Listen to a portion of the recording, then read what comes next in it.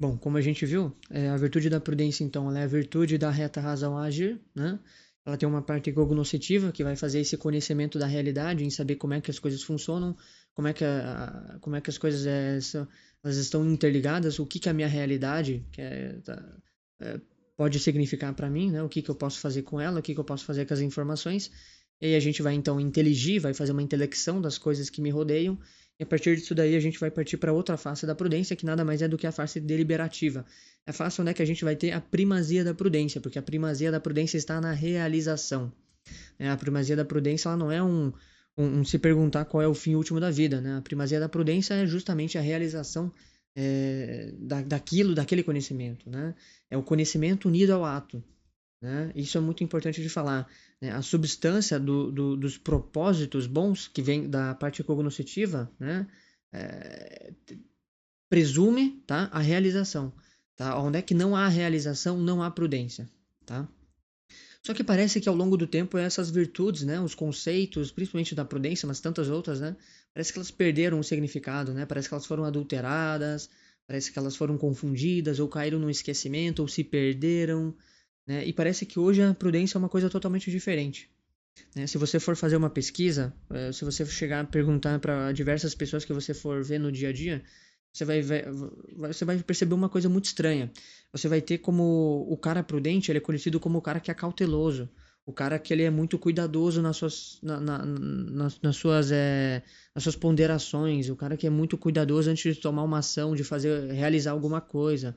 Né? Mas normalmente essa cautela, esse cuidado excessivo, nada mais é do que a autopreservação. É uma autopreservação, mas nunca, nunca, nunca a verdadeira prudência. Nunca é uma reta razão agir, é uma autopreservação.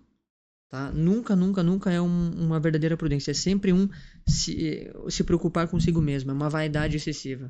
Tá? Todas essas falsas prudências não são prudência, mais do que óbvio. Né? Normalmente, essa falsa prudência que vem da cautela, do cuidado, normalmente excessivo, o cuidado patológico, né? O cuidado patológico, aquela cautela patológica, aquela autopreservação patológica, normalmente elas indicam o quê? Afastamento de obrigatoriedades. Né? Elas indicam afastamento dos valores humanos, elas indicam falta de compreensão da própria natureza do homem. Elas não indicam prudência, elas indicam isso, totalmente o contrário, totalmente o oposto. Tá? A prudência hoje ela caiu no culto do utilitarismo. Né? O mundo hoje é utilitarista. Né? As pessoas hoje elas não têm mais esse interesse em fazer o bem honesto. O que, que é o bem honesto? É a reta razão agir. É o agir com base na reta razão. Sem base em preconceito, sem base em como é que eu vou ficar na fita. Não agir em base naquilo que vai me dar mais, sei lá, vai me dar mais prazer, ou naquilo que vai me dar mais luxo, vai me dar mais fama, vai ser melhor para mim, vai ser melhor para meus negócios. Não, o bem da prudência é o bem honesto e não o bem útil. Né? Aquele bem útil que às vezes é autopreservação, aquele medo de fazer alguma coisa, isso não é prudência. Isso é utilitarismo. E a prudência hoje caiu nesse utilitarismo, né? Da cautela, do cuidado, da autopreservação. Né? E isso é muito importante. Tá? Esse conceito de prudência que se refere a uma autoconservação nada mais é do que uma pusilanimidade, né? Que é o oposto de magnanimidade. Tua alma tá para as coisas mais baixas, pô. Você tá se voltando para as coisas mais baixas. Você não tá sendo prudente. Você tá sendo cauteloso de uma maneira patológica. Você tá se rebaixando, você não tá querendo crescer na vida, você não tá aspirando as coisas mais altas. Né? Você tá se baseando naquilo que você tem de mais firme e seguro, que é a sua vida presente. Né? É uma astúcia, uma deslealdade no agir contigo mesmo. É aquela pessoa que fica no muro, né? Aquela pessoa que tem a indecisa. Indecisa nada mais é do que o imprudente, pô. Né? O indeciso às vezes é o imprudente. Né? A maior parte das vezes o indeciso é o prudente, né? Como São Tomás fala, né? A cautela da indecisão, de ficar em cima do muro, ou a decisão baseada em sentimentos, em preconceitos, em conceitos infundados, né? Como a gente falou, né? A perda desses conceitos, né? A adulteração, esses conceitos adulterados que a gente não sabe mais o que é. Isso hoje em dia é tido como prudência, mas a prudência não tem nada a ver com isso. Prudência não tem nada a ver com isso.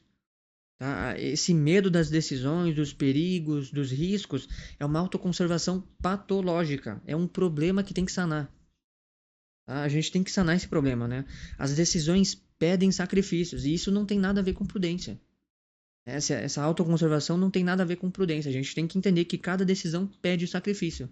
Às vezes o prudente ele sabe que essa ação é a ação mais correta, é a ação que tem mais a ver com a natureza humana, e ele vai lá e toma essa ação. Mas ele também está disposto a fazer o quê? Eu fiz isso pelo bem honesto porque isso convém à minha natureza, mesmo que isso signifique algo ruim para mim.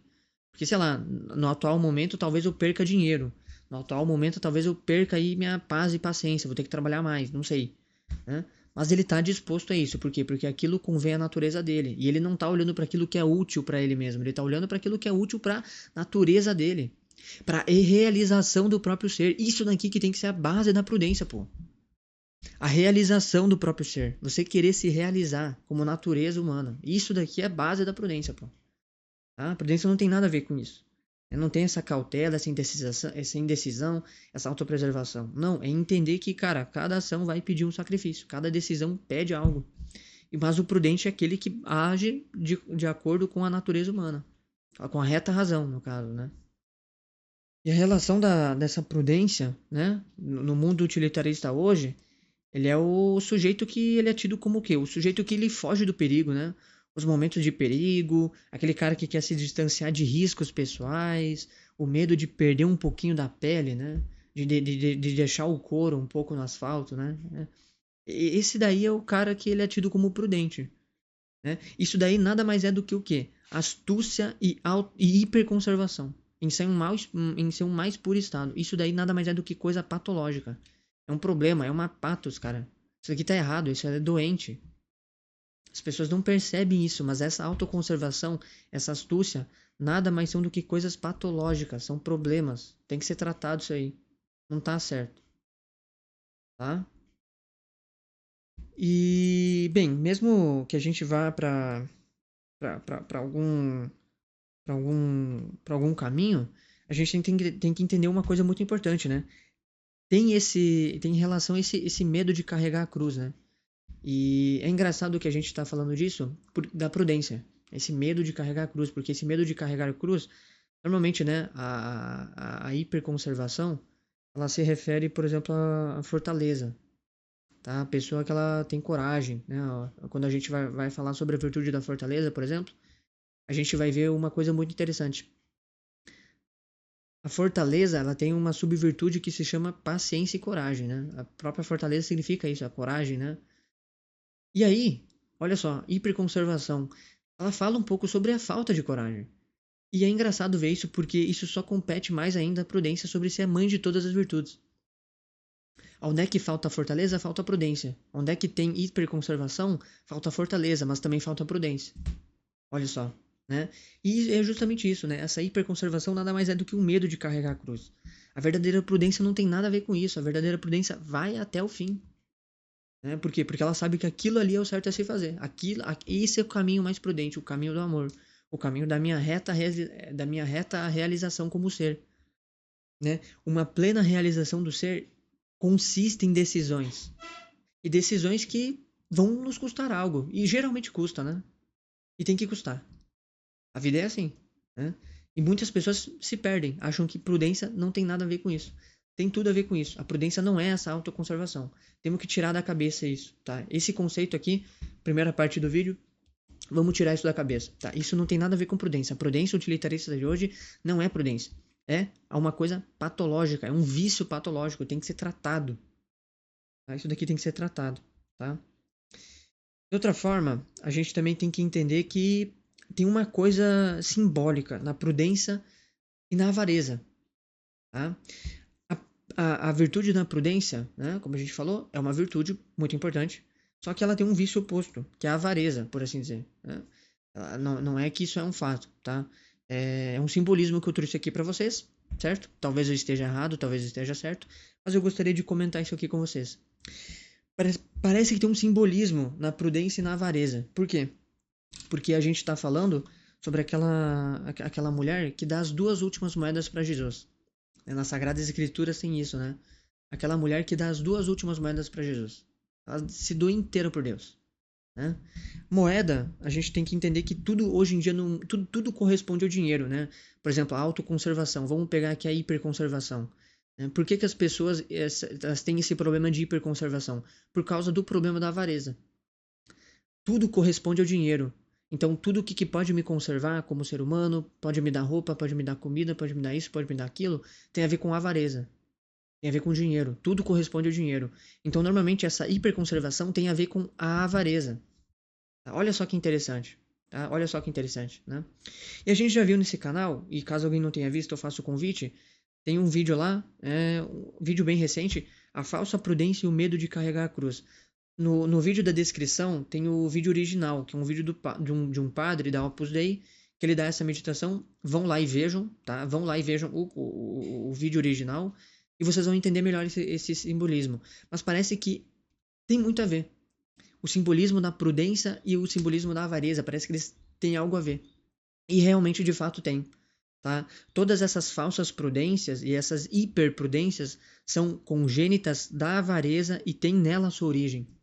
Todas as falsas prudências têm origem na avareza. Muitas pessoas não perguntam isso.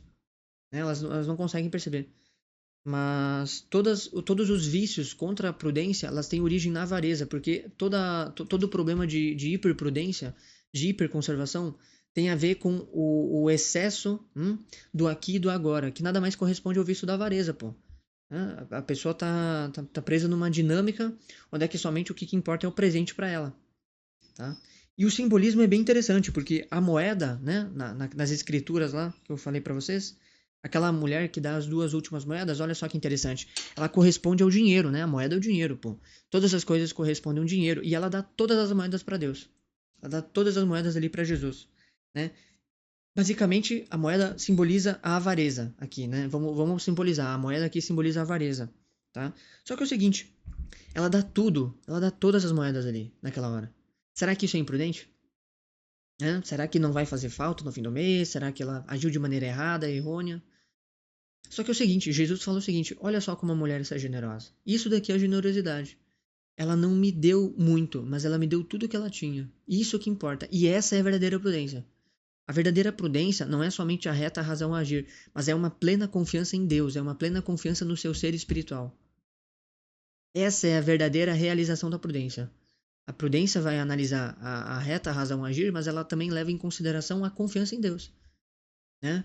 É por isso que muitos santos fundadores, como por exemplo, sei lá, não, aqui Santa Edviges não entra, né? Mas o São José Maria Escrivá, eles faziam uma porrada de coisa, bastante coisa ali, e faltava dinheiro, e aparecia de última hora. E é normalmente assim mesmo que funciona. Por quê? Porque tem que ter a confiança em Deus, de que Deus vai prover. E no último momento ele provê mesmo. Tá? E isso não é imprudência. É uma confiança plena em Deus. Deus cuida de mim. Por acaso aquele que criou o ouvido não escuta? Não, né? Claro que ele escuta, ele tá ali, pô. Né? Ele também sabe das minhas necessidades, ele sabe os meus sonhos, ele sabe meus projetos, ele sabe que eu preciso de dinheiro, ele precisa daquilo, tá? Então parece que esse simbolismo, realmente ele tem a ver, né? Parece que a mulher que dá as duas moedas para Deus, ela não está sendo imprudente. Ela está fazendo o quê? Ela está dando aquela virada de jogo no problema da avareza. A gente dá a primeira moeda e às vezes fica com dó de dar a segunda, ou às vezes sente falta da primeira moeda que a gente deu. Isso também é avareza. Né? Esse desespero depois que doou também é avareza. Também é avareza. Se vocês não viram, vejam o meu vídeo no canal. Tem um vídeo sobre a avareza nesse canal. Mas esse medo excessivo de dar a segunda moeda é avareza, pô. Esse medo excessivo de dar os passos e confiar em Deus é avareza, pô. Essa imprudência que provém da hiperconservação. Como é que eu vou ficar? Será que vai dar dinheiro para passagem? Ou será que vai dar dinheiro para o final do mês? Cara, confia em Deus. Confia em Deus. Confia em Deus. Não seja avarento. Confia em Deus. Deus está aqui. Deus vai te prover. Tá? Então parece que tem muito a ver o simbolismo da prudência e da avareza, né, nessas sagradas escrituras. Tá? Justamente porque a moeda simboliza o dinheiro e tudo corresponde ao dinheiro, ou seja, a gente tem aqui uma espécie de avareza, tá? Só que ela dá tudo para Deus. Essa é a verdadeira prudência, né? A mulher que dá tudo para Deus. A prudência aqui ela é simbolizada pela mulher que dá tudo para Deus. Né? A mulher dá as duas últimas moedas para Deus. Essa é a verdadeira prudência. A verdadeira prudência é aquela mulher que dá as suas últimas moedas para Deus e não se importa com as moedas, não se importa com o dinheiro. Ela finalmente diz não para a avareza, ela diz não para o dinheiro. Se todas as coisas correspondem ao dinheiro, tá? Ela disse não para isso. E ela disse sim para a verdadeira prudência. A verdadeira prudência é o confiar em Deus, tá? E ela foi generosa, né? Olha só que interessante, tá? Jesus elogia. Jesus elogia aquela mulher. Olha como essa mulher é generosa, né? Ela deu tudo que ela tinha. E é engraçado porque a virtude oposta à avareza é justamente a generosidade. Ele elogia falando que aquela mulher foi generosa, né?